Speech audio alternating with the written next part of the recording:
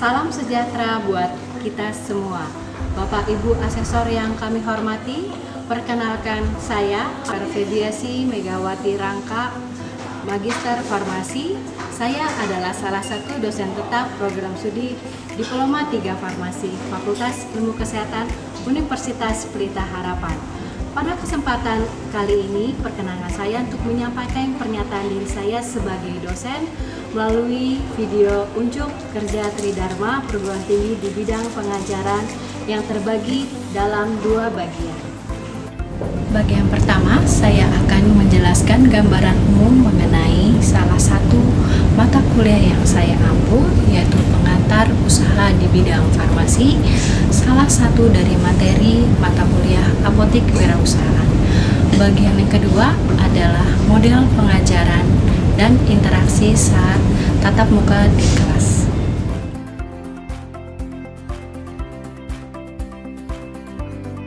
Apotek wirausahaan merupakan mata kuliah pilihan yang ditawarkan pada semester ganjil untuk mahasiswa Diploma 3 Farmasi pada tahun kedua dengan bobot 2 SKS dengan 16 pertemuan dengan ujian tengah semester pada pertemuan ke-8 dan ujian akhir semester pada pertemuan ke-16. Mahasiswa dinyatakan lulus jika mendapatkan nilai dengan angka 60 dengan nilai minimal C. Mata kuliah ini mempelajari cara membuka usaha di bidang farmasi, baik di apotik, toko obat, kosmetik, industri obat tradisional, pedagang besar farmasi, dan industri farmasi. Mahasiswa akan mempelajari regulasi dalam membuka usaha, syarat dalam kelengkapan dokumen, dan sarana prasarana yang harus dilengkapi, serta konsep mengimplementasi strategi dari mata kuliah pemasaran farmasi dan manajemen farmasi agar dapat menjadi pemilik usaha serta dapat menganalisa masalah dan mencari solusi dalam setiap masalah.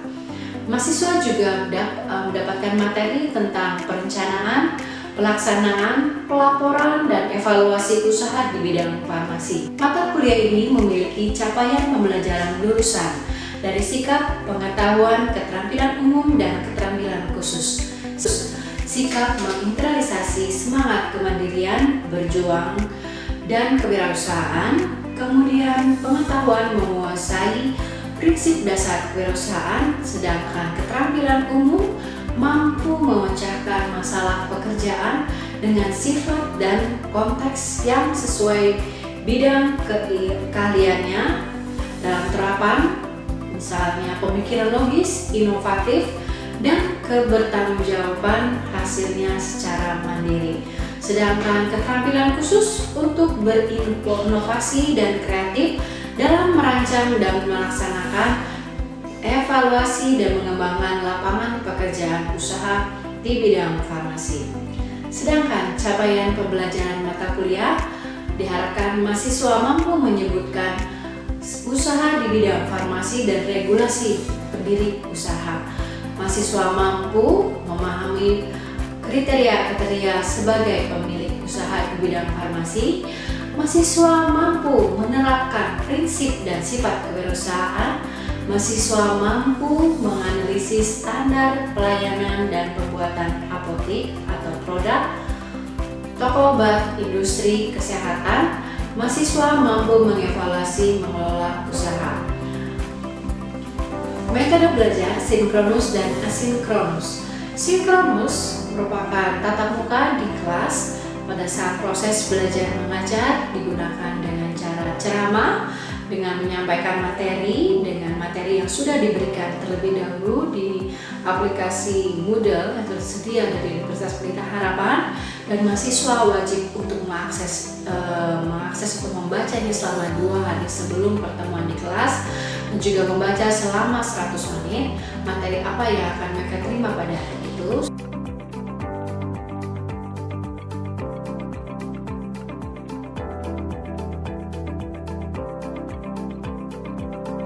Dengan proses belajar mengajar selama 50 menit. Setelah itu, mahasiswa akan melakukan studi kasus atau diberikan tugas oleh dosen untuk dikerjakan secara kelompok ataupun mandiri selama 15 menit, kemudian diberikan waktu untuk mempresentasikan hasil dari diskusi kelompok ataupun pekerjaan individu, atau juga mahasiswa dapat menganalisa dan melakukan sesi tanya jawab ke dosen setelah diberikan waktu untuk memahami dari materi yang diberikan.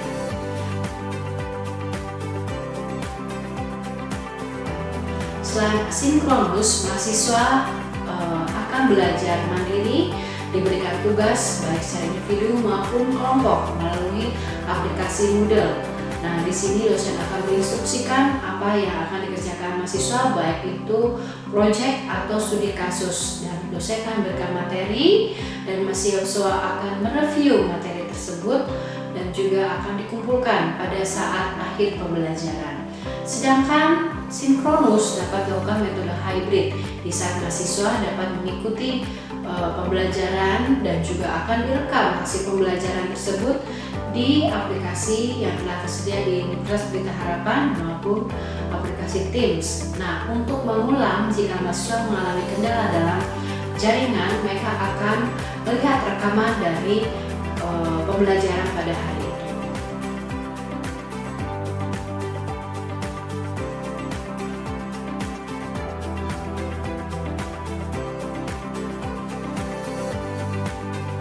Interaksi antara dosen dan mahasiswa terjadi pada saat pembelajaran sinkronus di kelas, yaitu pada saat presentasi ataupun diskusi maupun tanya jawab dari mahasiswa kepada dosen atau dosen kepada mahasiswa pada saat mereka mempresentasikan tugas yang telah diberikan. Sedangkan interaksi mahasiswa dengan mahasiswa itu pada saat mahasiswa melakukan diskusi untuk mengerjakan studi kasus ataupun tugas yang diberikan oleh dosen. Topik mata kuliah apotek dan kewirausahaan adalah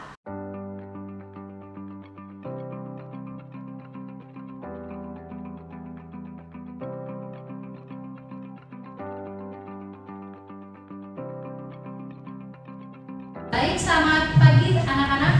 Baik, pada hari ini kita di materi mata kuliah pilihan apotek kewirausahaan, dan materi yang pertama kita pada hari ini adalah pengantar usaha di bidang farmasi. Baik, saya perkenalkan, saya Febiasi Megawati. Saya akan mengampu materi kuliah ini selama banyak 2 SKS untuk 1 semester ke depan. Baiklah, untuk materi yang pertama kita akan mengenal apa sih entrepreneur itu. Mungkin teman-teman di sini tahu apa sih entrepreneur? Kewirausahaan. Jadi di sini kita diberikan kebebasan untuk membuka usaha sendiri. Jadi Anda kuliah di D3 Farmasi, Anda juga akan belajar tentang bagaimana membuka usaha. Nah, dalam entrepreneur ini secara pengertian harfiahnya adalah berasal dari kata entrepreneur, artinya pengusaha. Kalau farmasi ya memang itu kita tahu adanya farmasi. Nah, kewirausahaan entrepreneurship adalah proses memiliki usaha dengan mengorganisasikan seluruh sumber daya manusia, yaitu tenaga kerja dan tenaga sumber alam, sebagai bahan baku untuk menghasilkan produk, jasa, ataupun barang yang harus kita pertimbangkan risikonya. Apakah bisa berkaitan dengan balas jasa atau dengan barang yang ada. Nah, tapi di sini karena kita adalah di bidang farmasi, kita akan membahas di sekitar bidang farmasi. Oke. Nanti pada saat materi pelajaran ini jika ada pertanyaan silakan angkat tangan ya. Nah, untuk sebagai kita pelaku usaha, kita dibutuhkan sebagai orang yang kreatif. Kreatif, kita dituntut menjadi seseorang pelaku usaha yang inovatif juga. Nah, teman-teman di sini ketika Anda diminta untuk kreatif, itu mampu mengembangkan ide. Jadi jangan sampai Anda mentok. Kalau kita tidak punya ide sama sekali, usaha Anda tidak akan berkembang, akan statis, itu aja tidak akan perubahan. Karena kan kita juga perubahan teknologi juga terjadi. Kalau kita tidak mengikuti zaman, maka kita akan ketinggalan. Nah, kita akan banyak persaingan di bidang usaha kan pastinya. Nah, inovatif. Jadi Anda harus bisa mengevaluasi apa saja sih yang ada di luar sana, kompetitor saya siapa saja sih, apa yang saya lakukan untuk mengembangkan usaha saya yang saya bangun dengan modal ataupun dengan usaha saya sendiri atau dengan kerja keras saya sendiri. Oke, jika ada pertanyaan silakan bertanya ya. Maaf Bu, saya ingin izin bertanya, apakah kita sebagai juga memiliki kesempatan untuk menjadi entrepreneur? Oke, pertanyaan yang bagus sekali. Anda di sini adalah D3 Farmasi. Pasti banyak sekali kesempatan untuk Anda memiliki usaha di bidang farmasi. Tidak ada satupun yang akan menutup kesempatan Anda untuk memiliki usaha di bidang farmasi. Nah, apa saja yang bisa Anda lakukan ketika di bidang usaha di bidang farmasi? Di bidang farmasi itu Anda bisa bergerak di perbekalan kesehatan di bidang farmasi. Kemudian Anda juga bisa di bidang di obat asli, kesehatan dan pekerjaan kefarmasian. Ini semua adalah bidang-bidang di mana Anda bisa berperan sebagai entrepreneur. Nah, tapi semuanya memiliki usaha. Apa saja sih di bidang perbekalan kesehatan di bidang farmasi? Anda bisa bergerak di pedagang besar farmasi (PBF). Anda bisa bergerak di bidang industri farmasi, Anda bisa di sana bekerja. Tapi industri farmasi pun ada yang obat tradisional, obat kimia atau zat kimia yang sintetik. Nah, itu yang kita pilih. Terserah Anda mau memiliki di mana kapasitas yang Anda memiliki hasrat untuk punya usaha di sana. Kadang kan kita dari kuliah ini kita punya ketertarikan kan dalam bidang farmasi. Oh, saya pengen sekali mengembangkan bahan alam yang Indonesia yang kaya. Saya ingin membuat industri kecil di bidang farmasi. Saya ingin membuat iot, industri obat tradisional. Nah, itu Anda bisa lakukan sebagai owner. Anda memiliki usaha, Anda memiliki modal, Anda punya tempat, Anda harus kreatkan semua. Tapi jangan lupa harus ada namanya izin usaha. Oke, nah di sini Anda harus tahu macam-macam usaha perbekalan di bidang farmasi ini apa saja sih. Nah, Anda harus tahu usaha di bidang produksi, distribusi, penyelidikan atau penelitian, pengawasan pemerintah, membentuk menggunakan dewan farmasi dan usaha-usaha lain. Ketika kita berada di bidang produksi, ya pasti membuat obat kan.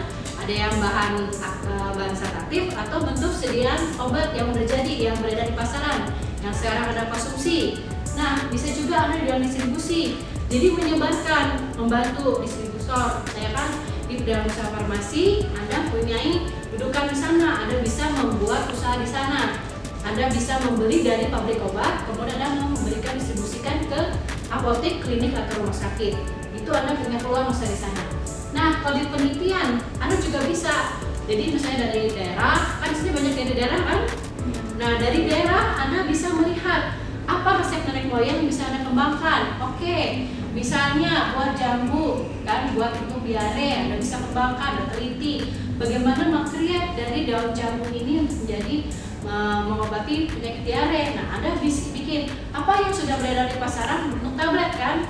Nah, sirup juga sudah ada. Nanti apalagi metode yang ingin kalian lakukan yang gampang diterima? Misalnya chewable, bisa dihisap atau bagaimana yang membuat si customer atau pasien itu gampang dalam menggunakannya.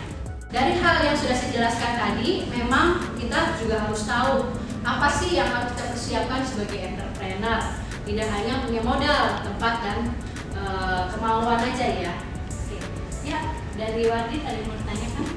Izin bertanya Bu, tadi kan dari macam-macam bidang usaha di bidang farmasi untuk menjadi kewirausahaan tentunya juga banyak peluang kerjanya kan. Tapi selain itu pasti ada regulasi yang harus diperhatikan. Nah, pertanyaan saya apa saja regulasi yang harus diperhatikan jika kita ingin menjadi seorang wirausaha di bidang farmasi? Baik, terima kasih, pertanyaan yang bagus sekali. Karena kita tadi ngebahas tentang izin usaha, maka banyak sekali regulasi yang harus kita pelajari. Salah satunya adalah Peraturan Menteri Kesehatan Republik Indonesia Nomor 14 Tahun 2021. Nah, ini akan mengajarkan kita atau memberikan kita informasi bagaimana sih standar kegiatan usaha pada penyelenggaraan perizinan berusaha berbasis risiko di bidang kesehatan dengan sistem perizinan berusaha yang terintegrasi secara elektronik. Jadi dulu kita kan izin apotek atau izin rumah sakit atau izin klinik itu semua secara manual. Jadi kita membuat berkas, dokumentasinya semuanya, dokumen kita kumpulkan, kita serahkan ke dinas kesehatan, mereka akan memverifikasi. Tapi sekarang Anda tidak perlu repot, jadi Anda siapkan semua berkasnya, Anda lihat ke dalam website dari yang sudah tersedia untuk izin usaha kesehatan, Anda cari mana yang ingin kalian bikin, apakah toko obat, apotek, klinik, atau membuka distributor, Anda bisa pilih di sana. Nah, ketika Anda pilih izin yang usaha yang kalian tertarik Anda buka, atau bikin industri obat juga ada di sana, semua tersiap di dalam website. Nah, Anda tinggal pilih, Anda lengkapi semua syarat-syarat yang diminta. Begitu udah lengkap, Anda tinggal upload satu persatu. Dan prosesnya cepat sekali, 14 hari saja. Nah, pada saat proses 14 hari itu, izin usaha akan langsung dikirim ke tempat kita yang kita daftarkan di sana untuk mendapatkan izin usaha. Nah, sesimpel itu. Tapi sebelum surat izin itu masuk, Anda pasti akan dikunjungi dari pihak yang memverifikasi layak atau tidak tempat Anda untuk melakukan usaha di bidang farmasi. Nah, pasti kriteria itu apa saja? Apa sih dalam website itu akan menyertakan syarat-syaratnya apa saja, dan kemudian Anda harus lengkapi mungkin bentuk bangunannya, standar sudut-sudut dalam ruangan, kemudian standar-standar peralatan yang harus tersedia itu apa aja, kemudian file-file dokumentasi ataupun untuk Anda melayani formulir melayani customer itu apa saja harus Anda lengkapi di sana. Setelah semuanya lengkap, nanti akan datang sidang, mereka akan buat form untuk melakukan berita acara, sudah layak apa tidak, sesuai nggak semua dokumen yang diminta dari untuk tata cara perizinan di bidang kesehatan ini. Ketika semuanya sudah lolos atau sudah lolos, mereka akan buat verifikasi tanda tangan dan akan di-upload. Nah, begitu, kalau sudah selesai semua, maka keluarlah surat izin usaha Anda. Tapi jika belum selesai, maka yang dilakukan adalah Anda akan diberi waktu untuk melengkapi. Nah, misalnya ada kurang apa? Kenapa apa itu harus ada? Karena kalau tiba-tiba ada kebakaran, kita harus punya sigap untuk memadamkan. Nah, tempat bidang usaha kesehatan tetap harus ada hal-hal seperti itu. Nah, ketentuan ini yang harus kita perhatikan. Oke, apakah sudah menjawab, Margin? Oke, terima kasih untuk pertanyaannya. Nah, ini adalah daftar bidang kegiatan usaha yang memiliki standar usaha. Jadi ketika Anda ingin buka usaha, Anda perhatikan, kita tidak bisa buka usaha di bidang farmasi seperti buka toko di pinggir jalan, ya kan? Atau buka toko kelontong biasa, atau buka toko di pasar. Karena kita ada bidang obat, regulasi perbekalan farmasi itu harus memiliki izin karena kita menyangkut dengan nyawa manusia, ya. Nah, di sini ada daftar usaha yang Anda bisa jadikan pilihan Anda ketika usaha. Ada banyak sekali kan, ada 23. Nah, itu tinggal Anda searching mana yang akan sesuai dengan kemampuan Anda. Yang Anda buat modalnya, buat tempat lokasinya cukup atau tidak, atau buat dalam momenternya. Karena sebagai entrepreneur itu kita harus bisa kuat mental, itu yang paling utama. Ada up and down, kita harus tahu kita sanggup nggak menjalani usaha ini. Oke? Bu, izin bertanya, kalau misalnya kita belum ada modal gitu, Bu, bagaimana kita mau buka usahanya? Oke, bagus sekali pertanyaannya. Ketika kita baru lulus ya, lulus kuliah gitu, pengen punya semangat jadi entrepreneur, tapi kita nggak punya modal. Nah, itu akan menjadi hambatan kita sebagai seorang lulusan yang baru undergraduate. Nah, Anda bisa minjam ke bank. Itu ada dana usaha yang diberikan, misalnya BRI, bank-bank pemerintah, asalkan Anda punya dukungan dari keluarga. Karena di dalam meminjam uang usaha itu ada jaminan. Jadi orang tua pun harus tahu, pihak keluarga harus tahu ada yang kita jaminkan di pihak bank. Nah, tapi di sini kita harus kuat tahu juga bahwa di sana pasti ada bunga. Ada bunga dan ada report setiap bulan. Apa yang harus saya lakukan untuk mengambilkan modal usaha ini? Nah, kalau di pihak bank itu kan kontrolnya ataupun syarat-syaratnya banyak sekali. Kalau itu ternyata kita tidak sanggup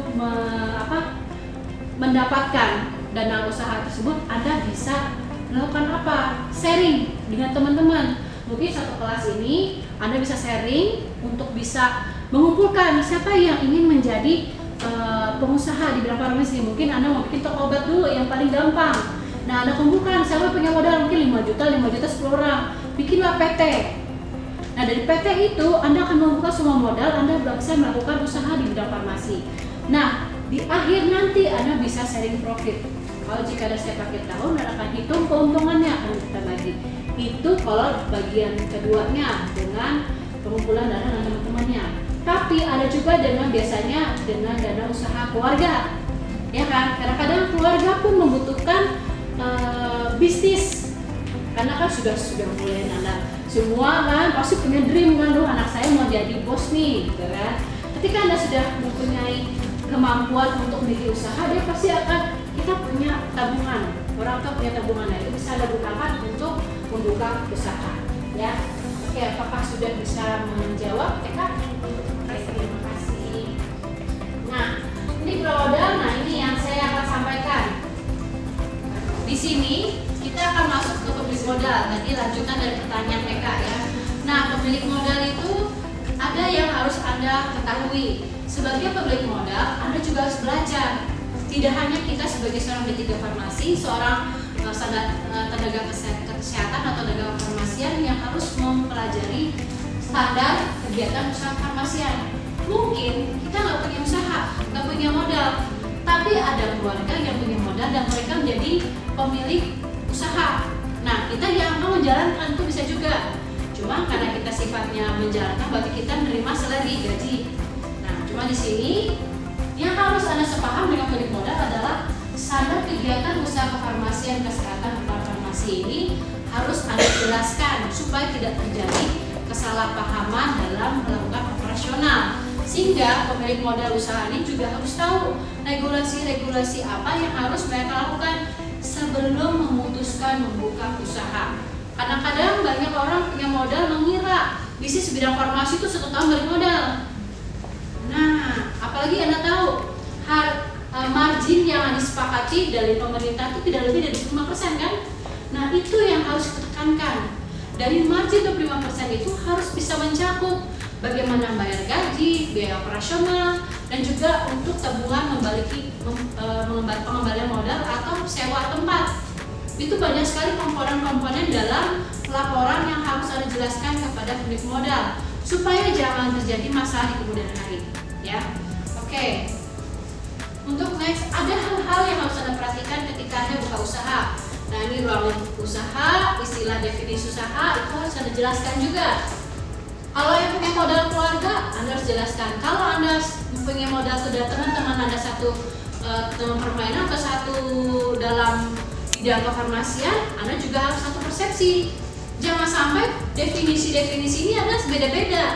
Sepakat nggak? Kita ingin mencari untung, tapi tidak dengan margin yang besar. Karena ada prinsip margin besar tapi yang datang dikit, atau margin dikit tapi yang datang banyak. Pilih yang mana? Margin dikit, banyak yang datang kan? Karena perputaran obatnya makin cepat. Nah, itu akan perhitungan balik modalnya pun juga akan cepat. Nah, ini yang akan harus sepakatin di awal buka usaha. Kalau tidak melakukan itu, pasti di pertengahan atau nanti mungkin di beberapa bulan setelah buka akan ketemu kendala, ya. Nah, ini Anda tahu syarat-syarat umum khususnya apa, Anda lihat, Anda paparkan kepada tim Anda dalam berusaha. Kalau punya Anda sendiri, ya Anda harus menanamkan sendiri. Oh, ini syaratnya sudah banyak yang saya harus keluarkan, dan biayanya sangat banyak. Modal awal usaha itu pasti banyak. Anda bikin etalase, misalnya Anda bikin toko obat, etalase, tempat ruang tunggu, tempat cara televisi supaya pasien itu menunggu dengan baik, dengan tidak marah-marah kalau kita lama untuk menyiapkan obat, atau kita memberikan jasa antar obat. Nah, itu juga yang harus kita perhatikan ketika kita ingin melengkapi usaha kita. Nah, ketika Anda menginjak dalam suatu organisasi atau ada pembagian tugas, itu sangat penting. Punya usaha tapi tidak tahu pembagian tugas itu sangat berbahaya. Karena ketika sudah jalan akan saling tunggu-menunggu.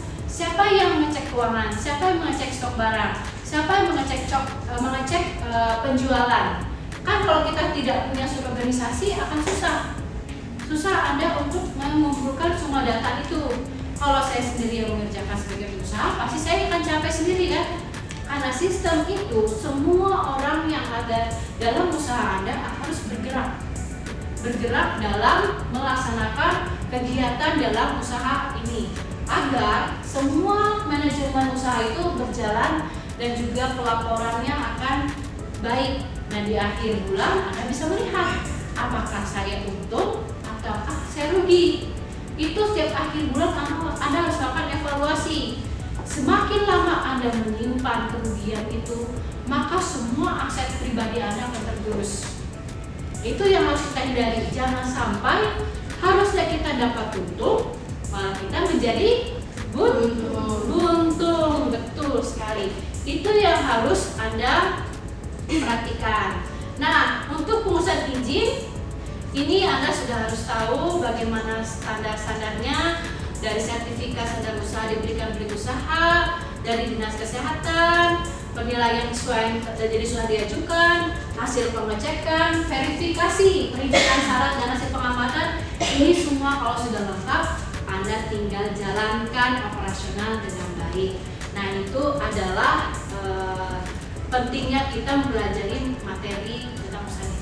Tapi jika tidak memenuhi syarat, kita harus kembali lagi mereview apa yang kurang dari usaha kita, ya. Nah, berapa hal yang dilakukan setelah pengecekan lapangan? Lokasi, jangan salah tempat. Jadi Anda membuka usaha, ternyata sebelah kanan kiri Anda sudah ada rebutan pelanggan atau tidak? Rebutan. Bangunan, alangkah baiknya kalau Anda punya sendiri. Karena ketika Anda menyewa, nanti keuntungan Anda di awal pasti akan tergerus. Ya, kemudian sarana prasarana, apakah di depan ada angkutan umum apa tidak? Jadi kan mempermudah yang akan membeli obat. Kalau ada angkutan umum, otomatis orang akan paling banyak datang ke tempat kita. Nah, kemudian sumber daya manusianya bagaimana? Kalau kita ke obat, apotek kan kita harus punya surat izin praktek. Itu dari tenaga kefarmasian, yang ada 3 farmasi bisa ke sana. Sekarang tenaga vokasi kan? Nah, itu harus lengkap. Jadi jangan sampai yang beroperasional di sana tanpa surat izin praktek, karena pasti akan ada sidak dari Badan POM atau dinas kesehatan akan ngecek ada izinnya enggak ini karyawan-karyawan di sana. Kalau tidak ada, Anda akan kena SP dan juga salah 1, 2, 3 dan ketiganya Anda akan ditutup usahanya. Itu yang kita perhatikan, ya. Jadi penyelenggaranya kita harus perhatikan semua. Nah, di sini ada akan saya berikan PR untuk di rumah menonton video prospek industri farmasi kesehatan 2003. Apa itu industri farmasi? Karena kan kita dari tahun 2003 kemarin yang kita ambil contohnya. Nah, itu Anda bisa menonton di link YouTube. Nah, ini adalah di YouTube yang Anda nonton di rumah. Nanti ada buat review, ya. Review tugasnya ada buat review perilaku konsumen berubah soal obat-obatan. Karena Anda juga akan melihat bahwa sekarang biasanya kita datang ke apotek, sekarang tinggal gampang kan? Tinggal pencet beli handphone aja di rumah, barang obat sudah datang ke kita. Gak perlu kita jauh-jauh ke tempat lokasi, ya. Nah, ini yang harus Anda tonton. Apa yang Anda lihat dari hasil YouTube yang Anda lihat hari ini. Kemudian ada lagi bagaimana sih farmasi industri itu? Mungkin tidak semua suka di farmasi komunitas. Ada juga yang di industri seperti mau bikin obat tradisional ataupun mau buka industri obat sintetik juga boleh. Nah, itu Anda belajar bagaimana ini yang mereka sampaikan ini Anda buat review, ya.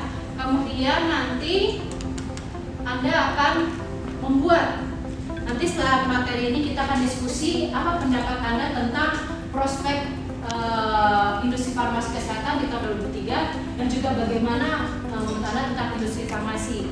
Itu kita akan diskusi setelah Anda lakukan review. 15 menit kita masing-masing kan terbagi 2 kelompok nih, sebelah kanan dan sebelah kiri.